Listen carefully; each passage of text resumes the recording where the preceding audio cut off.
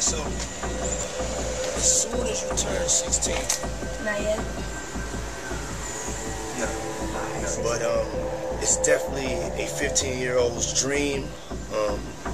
You know, I have... Well, jury selection set to begin today in the federal sex trafficking and racketeering trial of Sean Diddy Combs. He rejected a plea deal.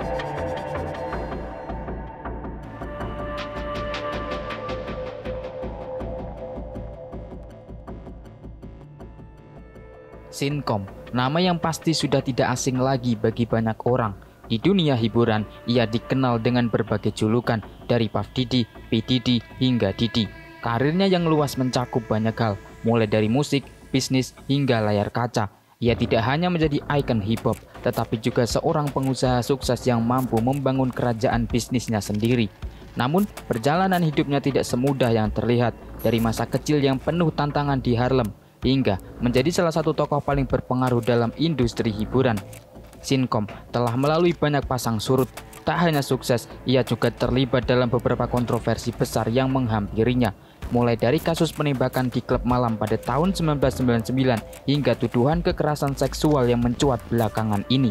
Dari prestasi yang mengangkat namanya hingga masalah hukum yang mengguncang reputasinya, kehidupan P. Diddy penuh dengan drama dan tantangan.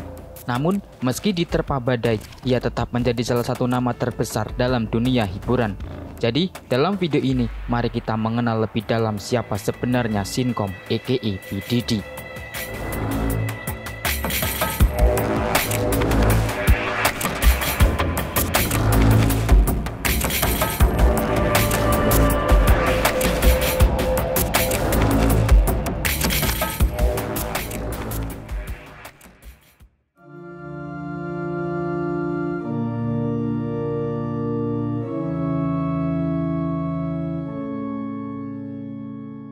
Sincom lahir pada 4 November 1969 di Harlem, New York, sebuah kawasan yang dikenal dengan dinamika kerasnya. Ayahnya, Melvin Comb, seorang prajurit angkatan darat. Ia terbunuh dalam sebuah penembakan saat Sincom masih berusia 2 tahun. Kehilangan ayahnya di usia muda memberi dampak besar dalam hidupnya. Sin dibesarkan oleh ibunya yaitu Janice, yang berjuang keras untuk memenuhi kebutuhan keluarga. Sejak kecil, Comb telah menunjukkan minat yang besar dalam dunia hiburan. Namun, tidak seperti banyak orang sukses lainnya yang datang dari keluarga kaya atau terkenal. Jalan menuju kesuksesannya penuh dengan rintangan. Saat remaja, ia berpindah ke Mount Vernon, sebuah kota kecil di luar Harlem, yang memberikan kesempatan baru untuk berkembang. Setelah lulus dari Mount Vernon High School, Sincom melanjutkan pendidikan di Howard University di Washington, D.C. Ia memilih jurusan bisnis, berharap bisa memanfaatkan pendidikan formal untuk mencapai tujuannya. Namun, ketertarikannya pada dunia musik semakin besar. Ia mulai bekerja sebagai asisten di Uptown Records, sebuah label rekaman yang terkenal pada masanya. Dan di sini, ia belajar tentang industri musik dari dalam. Pekerjaan pertamanya di Uptown memberi banyak pengalaman berharga. Sincom berhasil membangun hubungan dengan beberapa nama besar di industri musik, termasuk Mary J. Blige dan Jodeci, dua artis yang sangat berpengaruh pada waktu itu. Sincom bekerja keras, berusaha membangun reputasinya sebagai produser dan manajer berbakat. Namun, meskipun ia menunjukkan bakat besar, ia merasa bahwa ia bisa mencapai lebih jauh jika bekerja untuk dirinya sendiri. Oleh karena itu, pada tahun 1993, Sincom mengambil langkah besar dengan mendirikan Bad Boy Records. Meskipun masih muda dan belum memiliki banyak modal, keberaniannya untuk berbisnis dan mengambil risiko besar membuatnya berbeda dari yang lain. Di awal karirnya, ia bekerja dengan sejumlah artis baru dan berpengaruh, termasuk The Notorious B.I.G. yang menjadi wajah utama Bad Boy Records.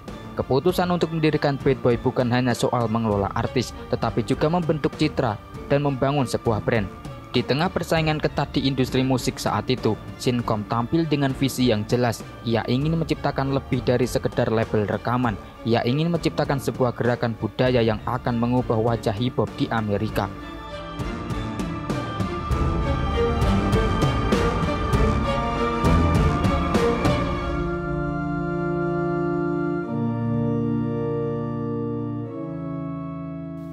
Kehadiran Biggie Small di bawah naungan Bad Boy Records segera mengubah segalanya. Album debut Ready to Die milik Biggie yang dirilis pada tahun 1994 menjadi fenomena di dunia hip-hop.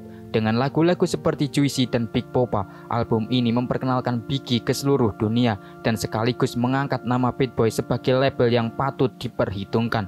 Keberhasilan ini juga mengukuhkan status Com sebagai produser dan pengusaha yang jenius, mampu melihat potensi besar dalam bakat yang belum dikenal. Namun, kesuksesan itu datang dengan harga yang tinggi. Ketika karir Bad Boy Record dan Biggie Small sedang berada di puncaknya, industri hip hop tengah dibayangi dengan persaingan sengit antara dua kota besar, yaitu New York dan Los Angeles. Perang kata-kata antara rapper dari kedua kota atau saling diss, terutama antara Bad Boy dan Death Row Record yang dipimpin oleh Dr. Dre dan Tupac Shakur, menciptakan ketegangan yang semakin memuncak. Di tengah persaingan ini, Sincom tetap berada di garis depan, berusaha mempertahankan keberhasilan Bad Boy Record sekaligus menjaga nama baiknya di tengah kontroversi yang berkembang. Di saat yang sama, Sincom juga memperkenalkan artis-artis baru yang kemudian menjadi ikon seperti Mesh dan juga Faith Evan. Keberhasilan mereka ditambah dengan kemunculan video musik yang semakin inovatif, membantu mengukuhkan Bad Boy sebagai salah satu label rekaman paling dominan di dunia hip hop. Dengan fokus yang tajam pada pemasaran dan citra, Sincom membangun lebih dari sekedar label musik. Ia menciptakan sebuah gaya hidup yang melampaui musik itu sendiri. Mulai dari pakaian, video musik, bahkan cara berpakaian dan gaya hidup artis-artisnya menjadi simbol status dan kekuasaan di kalangan generasi muda. Keberhasilan ini puncaknya terasa saat No Way Out, album solo debut Com, dirilis pada tahun 1997. Album ini dengan hit seperti I'll Be Missing You yang mengabadikan kenangan untuk Biggie Small yang baru saja meninggal, meraih kesuksesan luar biasa. Bukan hanya di tanggal lagu, No Way Out juga melambungkan Sincom ke status superstar, memberikan pengakuan internasional atas visinya dalam menggabungkan musik dengan citra, serta kemampuannya dalam memimpin karir artis-artis besar. Namun, di balik semua kesuksesan itu, tragedi tak bisa dihindari. Kepergian Biggie Small pada tahun 1997 meninggalkan luka mendalam tidak hanya bagi keluarga dan teman-temannya, tetapi juga bagi seluruh industri musik. Kematian Biggie menjadi titik balik, tidak hanya dalam karir Sincom, tetapi juga dalam dunia hip hop itu sendiri yang semakin terpecah karena ketegangan antara pihak-pihak yang terlibat. Di tengah duka yang mendalam, Sincom tetap melangkah maju dan keberhasilannya dengan Bad Boy Record terus berlanjut. Di era keemasan hip hop ini, Sincom telah berhasil membentuk identitas baru bagi genre tersebut, menjadikannya lebih dari sekedar musik, tetapi juga sebuah budaya yang berkembang pesat di seluruh dunia.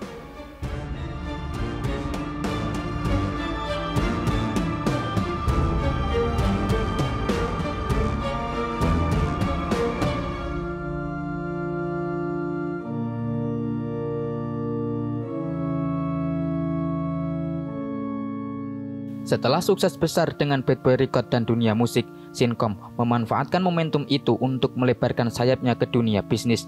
Di luar industri hiburan, ia tidak hanya dikenal sebagai musisi, tetapi juga sebagai seorang pengusaha jenius. Keinginannya untuk menciptakan lebih banyak peluang dan mengembangkan brandnya jauh melampaui musik. Langkah pertama yang diambil Sincom adalah dengan meluncurkan merek fashion Sinjon pada tahun 1998 dengan visi untuk menciptakan pakaian yang menggabungkan gaya jalanan dengan kelas atas. Sinjon langsung menarik perhatian besar, terutama kaum muda yang ingin menonjolkan gaya hidup urban mereka. Koleksi-koleksinya segera menjadi favorit dan merek ini mendapatkan pengakuan di seluruh dunia. Pada 2004, Sinjon bahkan memenangkan penghargaan CFDA Fashion Award untuk desainer terbaik, menegaskan posisinya sebagai pengusaha fashion yang serius. Namun, keberhasilan di dunia fashion hanya permulaan. Sincom kemudian mengalihkan perhatiannya ke sektor minuman keras dengan meluncurkan kemitraan dengan Ciroc Vodka pada 2007. Dengan taktik pemasaran yang cerdas, ia berhasil mengubah Ciroc dari merek vodka yang kurang dikenal menjadi salah satu merek premium terkemuka di pasar. Melalui kemitraan tersebut, Sincom tidak hanya berfungsi sebagai duta merek, tetapi juga sebagai pemilik sebagian saham perusahaan yang memberinya keuntungan besar. Strategi bisnis Sincom sangat mengandalkan pemasaran yang berani dan ekstensif. Ia memanfaatkan status selebriti untuk menarik perhatian publik dan menghubungkan produk-produknya dengan gaya hidup mewah yang ia tampilkan dalam setiap kesempatan. Ciroc menjadi simbol prestis dan Sincom berhasil menciptakan citra minuman kelas atas yang tidak hanya digemari di kalangan hip hop, tetapi juga di kalangan selebriti dan pengusaha di seluruh dunia. Selain itu, Sincom tidak berhenti di situ. Pada 2013, ia meluncurkan Revolt TV, sebuah saluran televisi yang difokuskan pada musik dan budaya pop, khususnya hip hop dan R&B. Revolt TV bertujuan untuk memberikan platform bagi artis-artis baru dan memperkenalkan inovasi dalam media hiburan. Sincom mengambil peran sebagai CEO dan pemilik mayoritas saham, mengarahkan saluran tersebut dengan ambisi untuk mengubah cara orang mengonsumsi hiburan. Keberhasilan Sincom dalam berbagai sektor bisnis menjadikannya salah satu pengusaha hip hop yang paling sukses. Pada tahun 2019, Forbes menobatkannya sebagai miliarder, menjadikannya sebagai salah satu orang terkaya dalam industri hiburan. Kekayaannya tidak hanya berasal dari musik dan fashion, tetapi juga dari investasi cerdasnya dalam berbagai sektor, termasuk media, alkohol, dan real estate. Dengan kepemilikan berbagai aset berharga dan perusahaan-perusahaan besar, Sincom menunjukkan bahwa ia lebih dari sekedar musisi atau selebriti. Ia adalah seorang pebisnis yang memiliki visi dan mampu mengubah segala sesuatu yang ia sentuh menjadi peluang sukses. Mengambil resiko besar dan berinovasi, Sincom telah membuktikan bahwa meskipun ia memulai dari dunia musik, ia mampu membangun kerajaan bisnis yang tak tergoyahkan.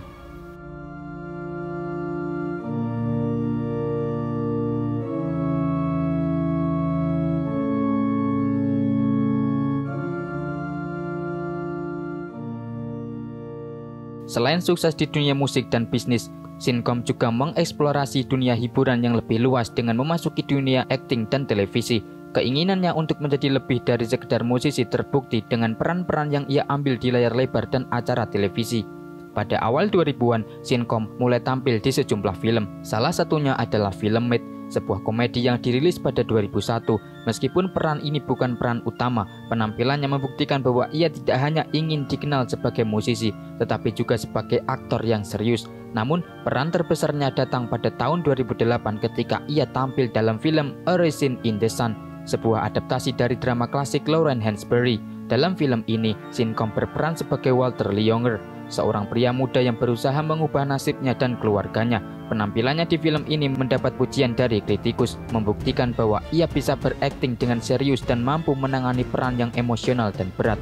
Tak hanya di film, Sincom juga memperluas pengaruhnya di dunia televisi. Ia menjadi eksekutif produser dan pembawa acara dalam reality show Making the Band yang tayang di MTV. Acara ini tidak hanya menjadi platform bagi artis-artis baru, tetapi juga memberi kesempatan bagi Sincom untuk menunjukkan sisi lain dirinya sebagai seorang mentor dan pengusaha di dunia hiburan.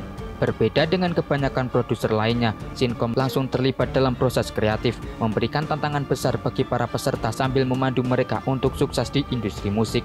Selain itu, dengan membangun Revolt TV, Sincom menunjukkan bahwa dirinya bukan hanya seorang pengusaha, tetapi juga seorang visioner media. Revolt TV tidak hanya menyediakan musik, tetapi juga berita, wawancara, dan konten yang menayangkan budaya urban dan hip-hop. Meskipun stasiun ini tidak pernah mencapai popularitas mainstream yang sama dengan jaringan televisi besar, kehadirannya membuktikan bahwa Sincom mengerti pentingnya media baru dan kebutuhan untuk menciptakan platform yang lebih dekat dengan audiens muda dan beragam. Sebagai figur publik, Sincom selalu menjaga citranya dengan sangat hati-hati. Ia tahu betul bahwa dalam dunia hiburan, persepsi publik adalah segalanya.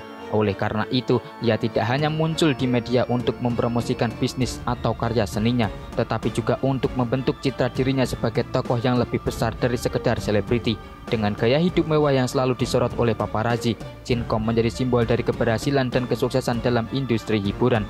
Ia menganggap bahwa penampilannya di depan umum adalah bagian dari merek pribadinya dan selalu berusaha tampil sempurna dalam setiap kesempatan. Sebagai ikon dalam budaya pop, Sincom juga menggunakan posisinya untuk mempengaruhi dan menginspirasi generasi muda. Ia tidak hanya berbicara tentang kesuksesan, tetapi juga tentang pentingnya ketekunan, kerja keras, dan juga visi. Melalui wawancara, media sosial, dan acara televisi, ia sering berbagi pesan tentang bagaimana mencapai tujuan dalam hidup, serta pentingnya beradaptasi dan berinovasi di dunia yang terus berubah. Perannya dalam dunia hiburan semakin menunjukkan bahwa Sincom lebih dari sekedar produser atau rapper. Ia telah menjadi salah satu merek global, simbol dari dedikasi, ketekunan, dan keberhasilan di banyak bidang. Dalam setiap langkah yang ia ambil, Sincom menunjukkan bahwa ia tidak takut untuk menjelajah ke wilayah baru dan berinovasi, baik dalam musik, bisnis, maupun di layar lebar.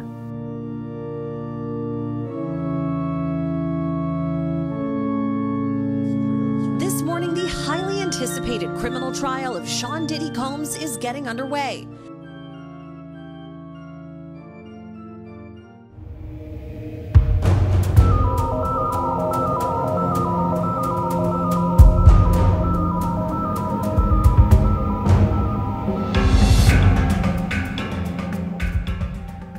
Meskipun sukses besar di industri hiburan, dunia bisnis dan media, perjalanan Sincom tidak pernah bebas dari kontroversi. Seiring dengan ketenarannya, ia juga menjadi sorotan dalam sejumlah kasus hukum dan tuduhan yang seringkali mengancam reputasinya.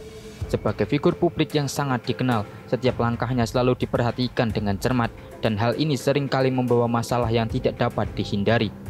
Salah satu insiden paling terkenal terjadi pada tahun 1999 ketika Sincom terlibat dalam sebuah penembakan di klub New York.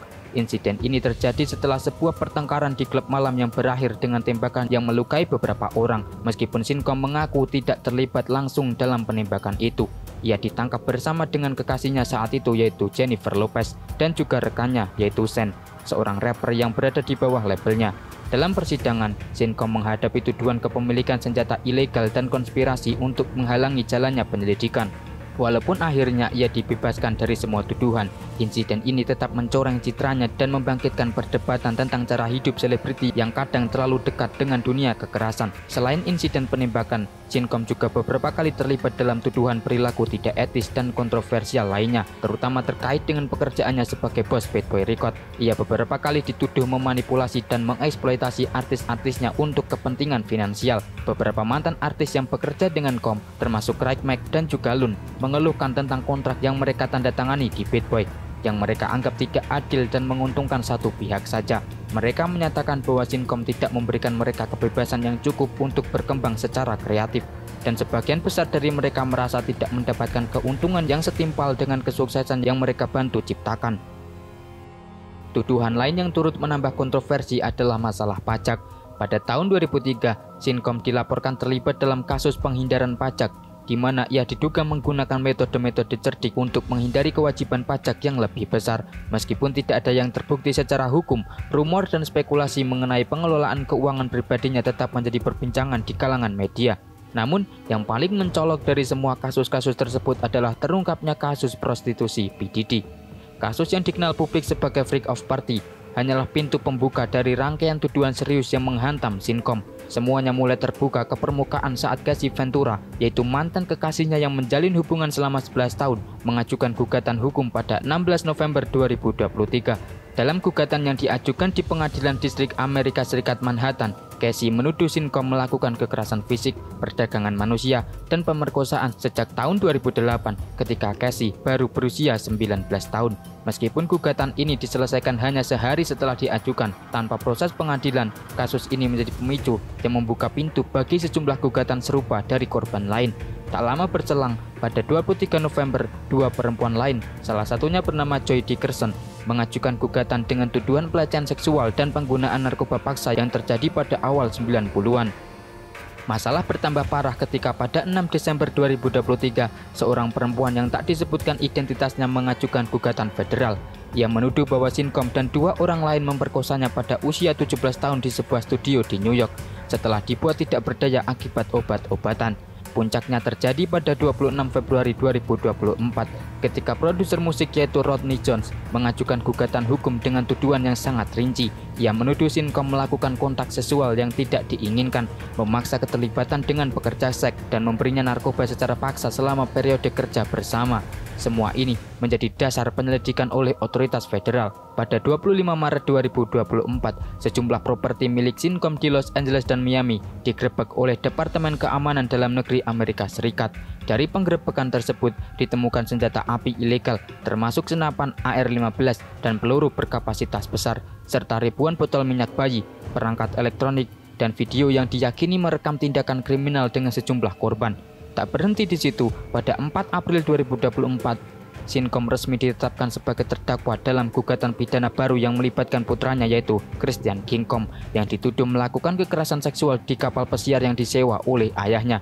Gugatan menyebut Sincom mengetahui dan bahkan menyuap kapten kapal untuk menutupi kejadian tersebut. Memasuki Mei dan Juni 2024, lebih banyak korban mulai bersuara. Seorang mantan mahasiswa dan seorang narapidana mengaku mengalami kekerasan seksual oleh Sincom antara tahun 1990 hingga awal 2000-an. Beberapa kejadian ini bahkan terjadi di lokasi umum seperti hotel dan pesta pribadi.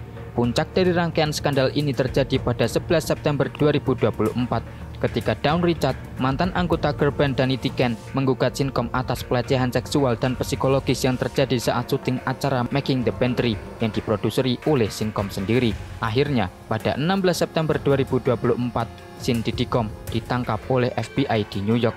Keesokan harinya, ia resmi didakwa atas perdagangan seks paksa, konspirasi pemerasan, dan keterlibatan dalam prostitusi.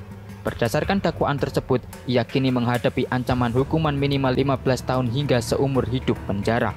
Saat ini, Sincom ditahan di Metropolitan Detention Center di Brooklyn, menunggu proses hukum yang masih berlangsung. Tidak hanya reputasinya yang hancur, tetapi seluruh jaringan bisnis dan hubungan profesionalnya kini terguncang. Dunia menatap dengan serius bagaimana keadilan akan dijalankan terhadap salah satu tokoh paling kontroversial dalam sejarah musik dan hiburan Amerika.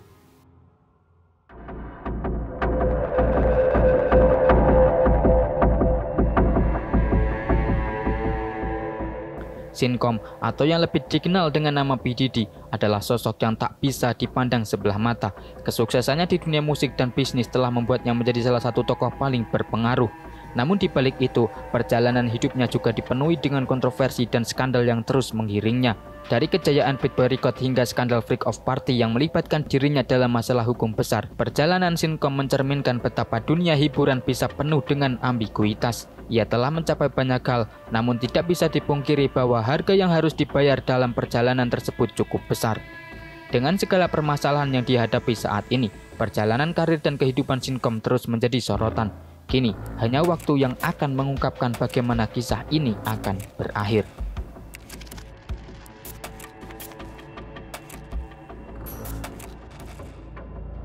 Jadi itulah Sincom aka P. Diddy.